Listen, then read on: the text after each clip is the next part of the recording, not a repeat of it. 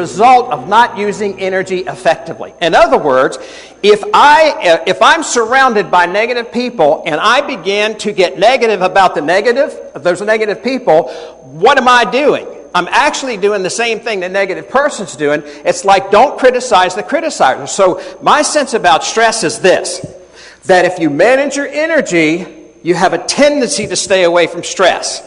If you don't manage your energy, you will move into stress. Continued greatness requires constant change. Change that begins to build our energy and make our energy, using our energy more effectively. Key to team energy is leadership energy.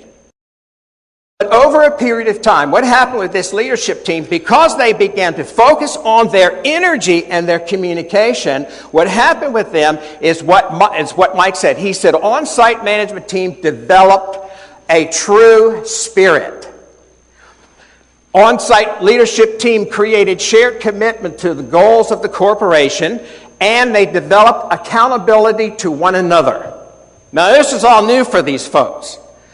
And their energy level increased, which enabled them to surpass all corporate goals. Energy is a fuel resource that drives your mental, emotional, and physical behaviors, creating energy frequencies that maximize performance and productivity. There is another thing called, and I'll put it up here in a second on the slide, interactional energy. And I'm going to get y'all to do this. Put your finger on that lead. Don't touch me. Now grab my hand. All right. Magic. Now we have, let's dance. Now we have a connection. Now, that's called interactional energy. Finally, I had a guy to come in. He said, he wanted to work on his marriage. He said, when I got married, I expected an ideal. And he said it became an ordeal. And he said, now I want a new deal. And so it worked out really well. Can one person kill the energy of a team? Yes. I got a name in on that one. I'm telling you, one person can destroy the energy of a team.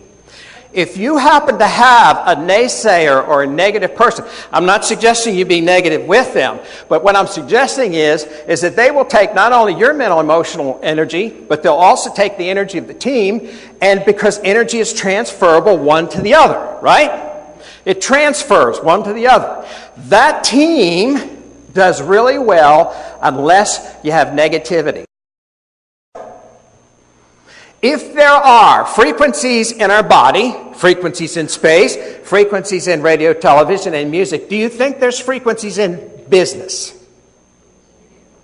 Do you think there's frequencies on your team? Actually, we discipline in order to move people to a higher level of energy or a higher level of performance. Discipline, you have to see discipline as an energy refueler. It's something that builds energy back into your team. The second thing is discipline the task, not the person.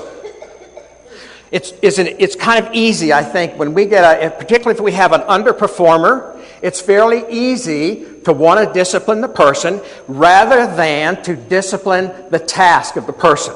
But if you discipline the task, we're moving the person to a greater level of performance. But the consequences are far down the line. Communicate first. Very, very kind caution. We need to correct this.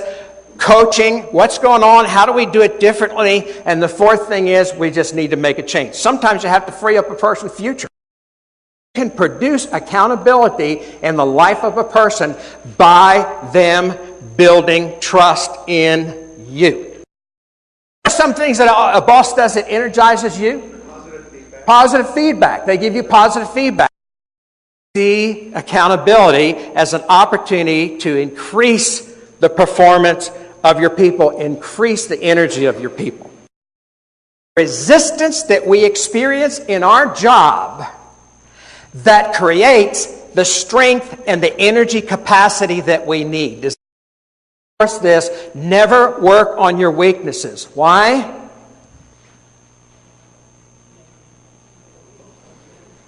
They get stronger. I saw this hundreds of times in counseling. I'd work with somebody on depression and they'd be a better depressed person. Thank you very much.